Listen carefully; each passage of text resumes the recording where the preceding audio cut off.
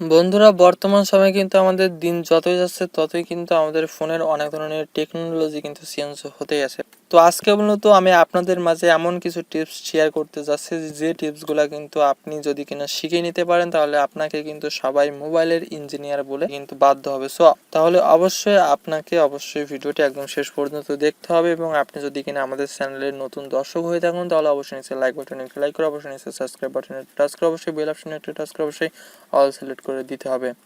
So বন্ধুরা, আজকে মূলত আমরা আমাদের ফোনের ডায়াল প্যাড নিয়ে আমাদের ফোনের যে ডিফল্ট যে ডায়াল প্যাডটা থাকে আমরা সেই ডায়াল প্যাড নিয়ে আজকে এমন কিছু টিপস আমি আপনাদের মাঝে শেয়ার করব যে টিপসগুলো কিন্তু আপনারা কাজে লাগালে আপনাকে কিন্তু সবাই মোবাইলের ইঞ্জিনিয়ার বলতে কিন্তু বাধ্য হবে। সো অবশ্যই আপনাকে ভিডিওটি একদম শেষ পর্যন্ত দেখতে হবে। তো সর্বপ্রথম কিন্তু আমরা যাব আমাদের ফোনের ডায়াল প্যাডে। আমরা আমাদের ফোনের ডায়াল প্যাডে যাওয়ার পরে আপনারা এই জায়গাতে একটা 3 ডট দেখতে পাচ্ছেন, এই কর্নার একটা 3 ডট বা আপনাদের এই কর্নারে থাকতে পারে। আপনাদের এই 3 ডটটা বা 3 লাইনটাকে আপনাদের খোঁজ করে বের করতে হবে। সিম্পলি আপনারা 3 ডটে একটা টাচ করবেন। 3 ডটে একটা টাচ করার পর আপনারা এই জায়গাতে কিছু সেটিংস দেখতে পাবেন। এই সেটিংসগুলো কিন্তু আপনাদের কিন্তু অনেক ইম্পর্টেন্ট। সো এই সেটিংসগুলো থেকে আমি এমন কিছু সেটিংস আপনাদের সাথে শেয়ার করব যে সেটিংসগুলো কিন্তু আপনার জানলে আপনি অবাক হবেন। সো আমরা প্রথমে একদম নিচ থেকে শুরু করব। আপনারা প্রথমে একটা সেটিংস করবেন অ্যাডভান্স সেটিংস। আপনি অ্যাডভান্স সেটিংয়ে টাচ করবেন। অ্যাডভান্স সেটিংসে টাচ করার পরে আপনারা ফার্স্ট একটা অপশন পেয়ে যাবেন ডায়াল প্যাড টাচ টোন। আপনাদের কিন্তু সিম্পলি আমি আপনাদেরকে একটা জিনিস দেখাবো। আপনারা যদি ডায়াল প্যাডে এখান থেকে জাস্ট টাচ করেন তাহলে দেখেন আপনাদের কেমন সাউন্ড হয়।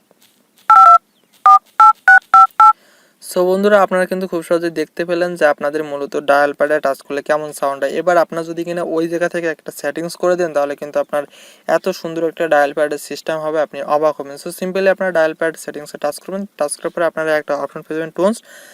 আপনারা টোন অপশনে টাচ করবেন। তারপরে এই জায়গা থেকে আপনার নিচের অপশনটিকে সিলেক্ট করে দেবেন। আশা করি আপনাদের সবারই ফোনে এই ধরনের একটা সেটিংস অবশ্যই আছে। তো সিম্পলি আপনারা এই জায়গাতে টাচ করে দিবেন। টাচ করার পরে আপনারা যদি কিনা এইবার আপনাদের ডায়াল প্যাডে আপনারা টাচ করেন তাহলে আপনারা এবার কিন্তু অবাক হবেন।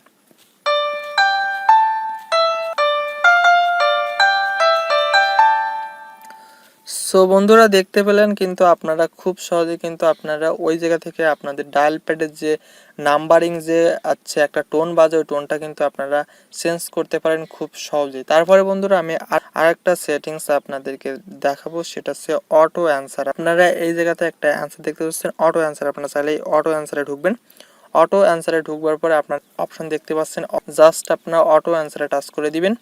টাচ করার পরে দেখতে পাবেন ডায়াল অটো অ্যান্সার। এই জায়গাতে আপনারা একটা টাচ করবেন। এই জায়গাতে একটা টাচ করবেন। টাচ করার পর টাচ করবেন। টাচ করার পরে আপনারা দেখতে পাবেন এই জায়গাতে আপনার 3 সেকেন্ড 5 সেকেন্ড এবং 10 সেকেন্ড আপনারা সিলেক্ট করতে পারবেন।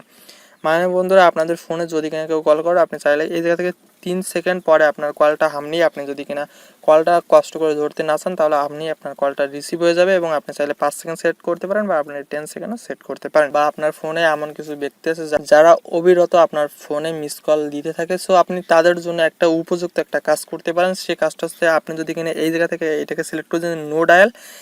আপনারা এই নো ডায়ালটাকে সিলেক্ট করে দিলে আপনাদের ফোনে যে ব্যক্তি কল করবে কিন্তু সেই ব্যক্তি আপনার ফোনে কল ঢোকা মাত্রই সে কলটা কিন্তু রিসিভ হয়ে যাবে।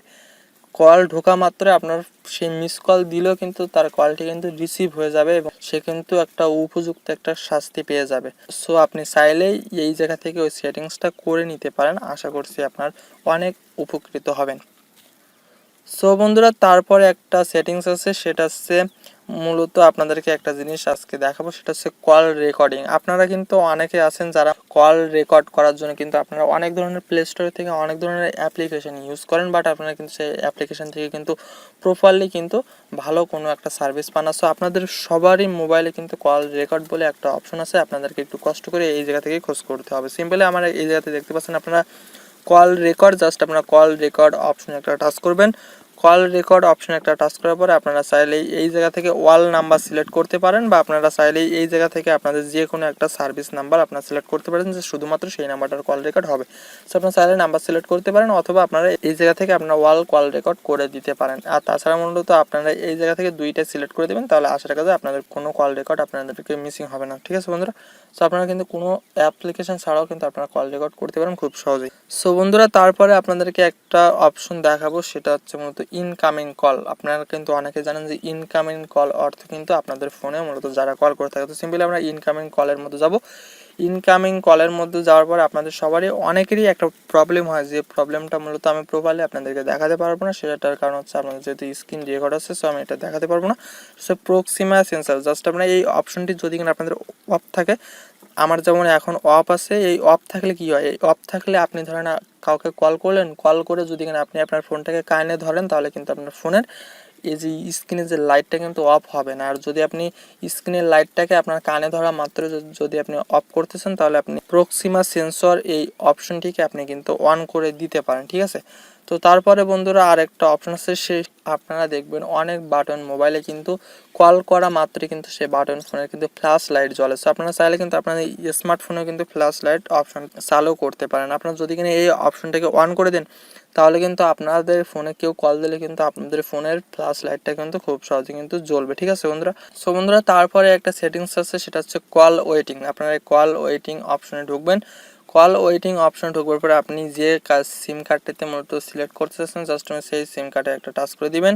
টাচ করার পরে বন্ধুরা এই জায়গা থেকে আপনারা চাইলে আপনাদের কল ওয়েটিং অপশনটাকে আপনারা অন করে দিতে পারেন। কারণ আপনাদের মোবাইলে যখন আপনারা অন্য কারোর সাথে কথা বলবেন, এমনও সময় হয় যে আপনার ফোনে কিন্তু বারবার একজন ব্যক্তি কল করছে, বাট সে কিন্তু ঠিক পাচ্ছে না যে আপনি অন্য কারোর কলে ব্যস্ত আছেন। সো আপনি চাইলে ওই অপশনটা অন করে দিলে কিন্তু বন্ধুরা আপনাদের ফোনে যে কেউ কল করলে কিন্তু সে ঠিক পেয়ে যাবে যে না, আপনি অন্য কারো কলে বিজি আছেন, ঠিক আছে। সো বন্ধুরা আজকের এই ফোনের ডায়াল প্যাড সেটিংস নিয়ে কিছু টিপস আমি আপনাদের মাঝে শেয়ার করলাম। আশা করছি আপনাদের ভালো লাগছে। সো আজকের এই ভিডিওটি যদি কিনা আপনার কাছে একটু হেল্পফুল হয়, তাহলে অবশ্যই নিচে লাইক বাটনে একটা লাইক করে অবশ্যই নিচে সাবস্ক্রাইব বাটনে একটা টাচ করে অবশ্যই বেল অপশনে একটা টাচ করে অবশ্যই অল সিলেক্ট করে দিবেন, যাতে করে আমাদের নিত্য নতুন টিপস রিলেটেড ভিডিওগুলো আপনার কাছে পৌঁছাতে। আর একটু দেরি না হতে সেই পর্যন্ত সকলে ভালো থাকবেন, সুস্থ থাকবেন। Bye bye.